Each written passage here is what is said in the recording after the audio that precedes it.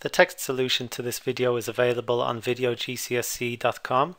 Question 1. Which of the following fractions is nearest to a half? You must show you're working 3/5, 7/10, or 11/20. Attempt this question now, pause, and when you're finished, press play to check your answer. If you get stuck, resume playing the video and up until the point where you can finish it, pause there, then finish the question yourself and replay to check your answer.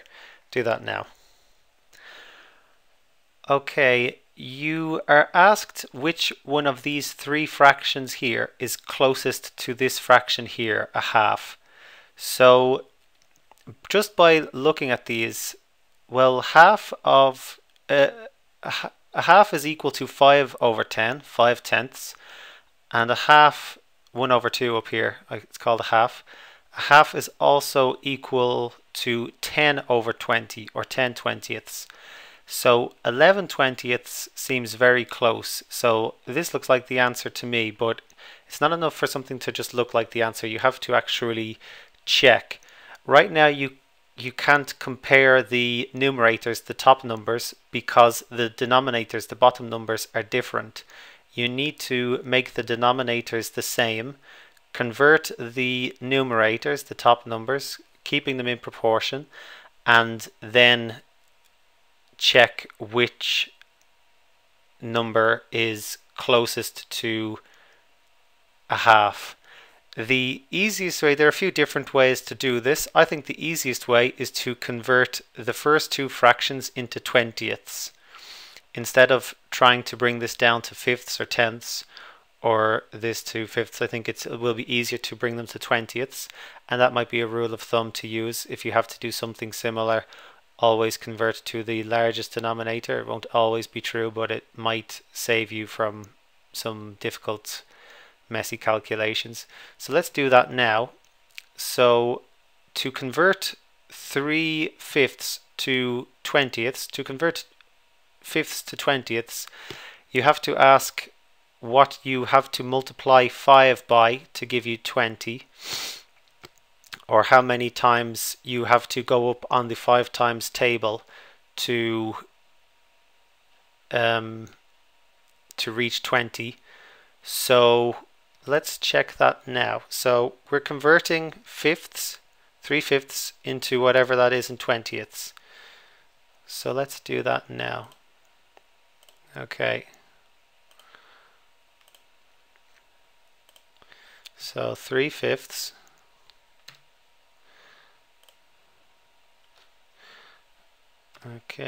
is equal to, and it's going to be equal to some fraction over 20,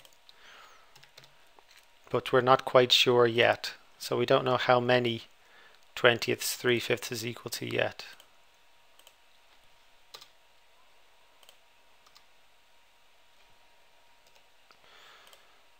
Okay, this is going a bit crazy.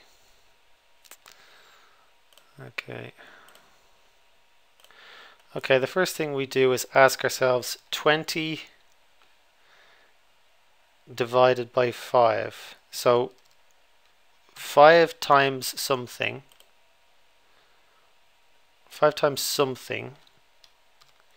is equal to 20. So what do? We can rearrange this so that it's, instead of 5 times something is equal to 20, we know then that something is equal to 20 divided by 5.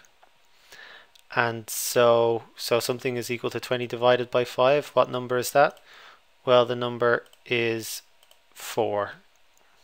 20 divided by 5 is equal to 4.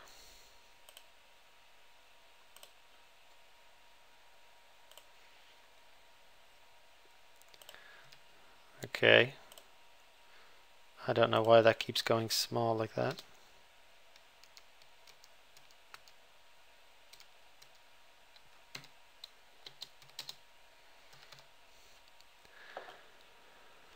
Okay, so we have to multiply the numerator and the denominator of 3/5 by 4. We have to multiply the denominator by 4 to turn it into 20ths. Remember, we're using multiplying, not adding or subtracting, because we need to keep these in proportion. We're converting fractions. So yeah, we need to multiply 3/5 by 4, or by 4 over 4. So we're not actually changing anything. So 5 times 4 is equal to 20, we know that. But we're only multiplying it by 1, which won't change its value, it will just convert it into 20ths. So 3 times 4 is 12, and so we see that 3/5 is equal to 12 over 20. So we know that 3/5 is 12 over 20. Now we want, let me write this down.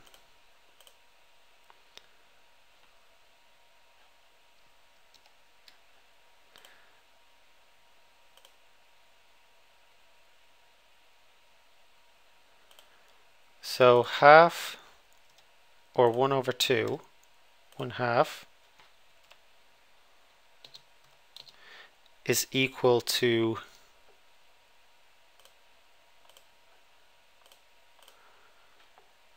10 over 20. So we're converting everything to this. So we need to find out which fraction is closest to 10 over 20. Well, 11 over 20 is closer to 10 over 20 than 12 over 20 is. And because 3/5 is equal to 12 over 20, or 12/20ths, we know that 11/20ths is closer to a half, because a half is 10/20ths. But 9 over 20 is just as close to 10 over 20 as 11 over 20, just as 9 is as close to 10 as 11 is. They're both just one away. So let's see what 7/10 is, because that might be even closer. I can tell immediately that it's not, because it's not less than 10, it's more than 10, much more. But we'll convert it and see. So 7 over 10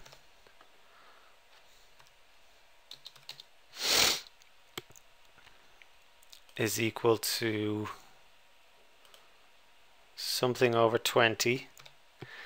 To find out, we need to, what do we need to do to tenths to make it into 20ths? We need to double it. Remember, you're not adding 10, we're keeping them in proportion. If you were to add 10 to the bottom, yes, that would make it 20ths. But then if you were to add 10 to the top, then you would be changing the value of the fraction 7/10, because 7 over 10 is not equal to 17 over 20. You have to multiply and divide to keep them in proportion, to keep it equal. So let's see. So we have to, what do we have to multiply 7 over 10 by? Well, 20, you can work it out this way if you like. Take the denominator of the fraction you're converting to, in this case it's 20, because we're converting to 20ths. Divide it by the denominator of the fraction you're converting from, which in this case is 7 over 10, so the denominator is 10/10ths. And the answer is what you will multiply by, what the numerator and denominator of the fraction you'll multiply by. So 20 divided by 10 is equal to 2. And so we are multiplying 7 over 10 by 2 over 2 to convert it into 20ths. Now remember, we're converting. We're not changing the value of 7/10 because 2 over 2 is 2 halves, which is 1. Multiplying any number by 1 does not change the number's value. So we're simply converting from tenths to 20ths. 10 times 2 is equal to 20. We can see that works for the denominator, that's fine. 7 times 2 is equal to 14. So we can see that 7 over 10 is equal to 14 over 20. 14 over 20 is further from 10 over 20 than 11 over 20 is. So the correct answer is 11 over 20. And so you would find somewhere on your page to write 11 over 20, answer something along those lines. I've run out of space, so unfortunately I'm going to have to do some deleting, but on your